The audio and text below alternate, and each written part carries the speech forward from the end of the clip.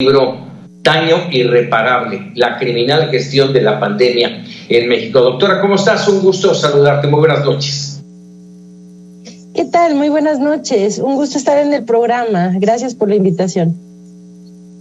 Gracias, doctora. A ver, con todo esto, este panorama que pinté en este momento, con todo esto es por lo que dices que es una gestión criminal, que es un término, un calificativo duro. Sí, es lo que mucha gente me recalca, ¿no? Es un calificativo duro.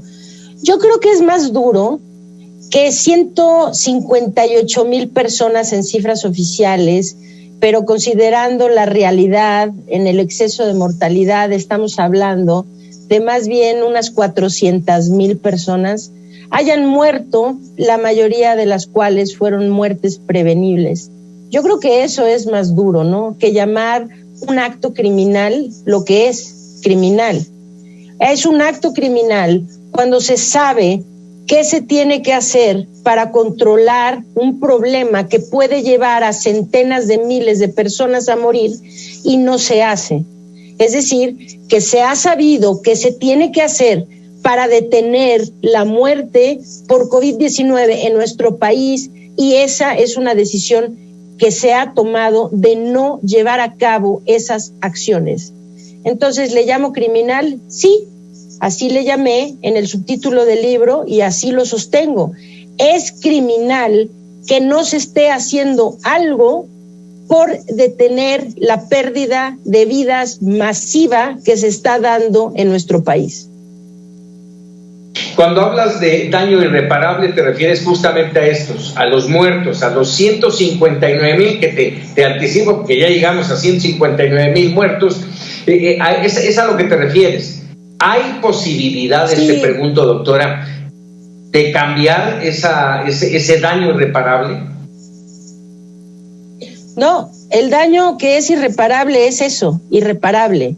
Irreparable es para todas esas familias, esas vidas que se perdieron son irreparables, son insustituibles, esas ya se perdieron y es un daño irreparable para esas familias que perdieron a esos seres queridos, a esos amigos, conocidos, colegas, etcétera.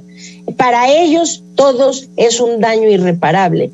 Para los muertos de hoy y los de mañana y los de la semana que entra es un daño irreparable, pero no se ha cometido, no, mientras quedemos vivos todavía hay algo que se puede hacer, porque ahorita estamos sumando 159,000 muertos, pero la proyección que hay para el verano es que habrán cerca de 600,000 muertos en México por COVID-19. Entonces, ¿se puede hacer algo? Sí, hay mucho que se puede hacer porque quedan muchas vidas por salvar. En ese sentido, doctora, ¿qué errores identificas en esta investigación?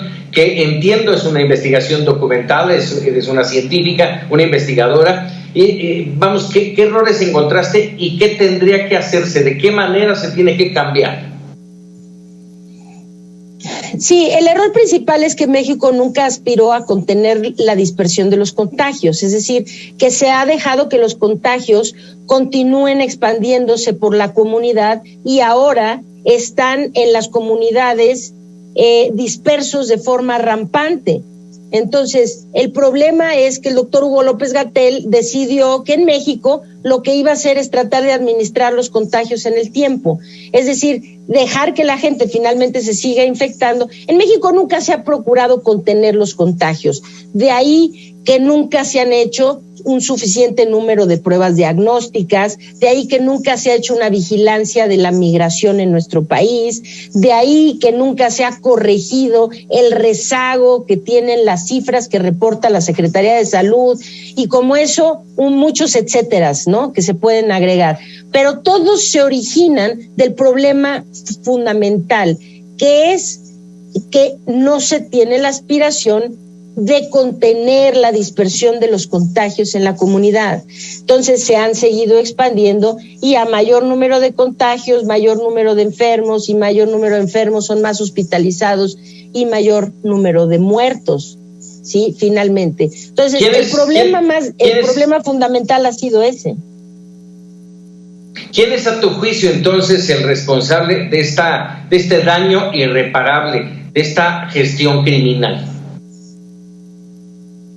Bueno, pues los responsables son quienes tomaron la decisión de emprender una estrategia tan letal como esta que nuestro país ha llevado, quienes idearon esa estrategia malavida, ¿verdad? Y quienes hayan autorizado que esa estrategia se implementara, ¿no? Entonces, tanto el artífice de una estrategia que ha llevado a casi 400,000 personas a morir, ¿no? Como quien lo haya autorizado, ¿verdad? Autorizado que así se hiciera. Entonces, pues esos son los responsables, ¿sí? Oye, déjame preguntar porque el tiempo se me va encima. Esta noche el doctor López-Gatell dijo: el cubrebocas sigue siendo muy limitado para proteger a quienes lo usan. ¿Estás de acuerdo? Perdóneme, pero qué barbaridad. Es realmente el colmo.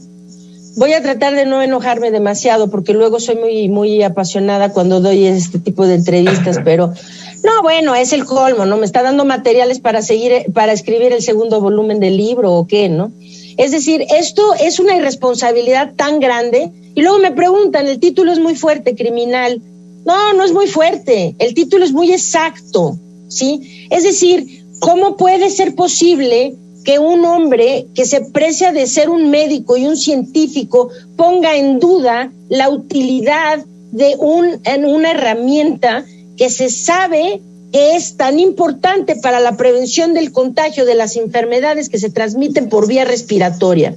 ¿Cómo puede ser posible que ponga esto en duda cuando en contra de todo el cúmulo de evidencias científicas, en contra de todas las opiniones de expertos médicos y científicos a nivel mundial?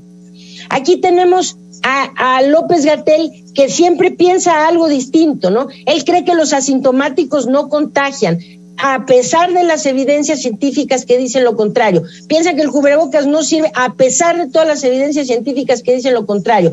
Piensa que no es importante vigilar la migración a nuestro país, a pesar de todas las evidencias científicas que dicen lo contrario. Entonces, bueno, en resumen, si una persona está yendo en contra de todas las evidencias científicas, es porque quien está a cargo de la gestión de la pandemia en nuestro país simple y sencillamente no es un científico, no se está basando en las evidencias científicas.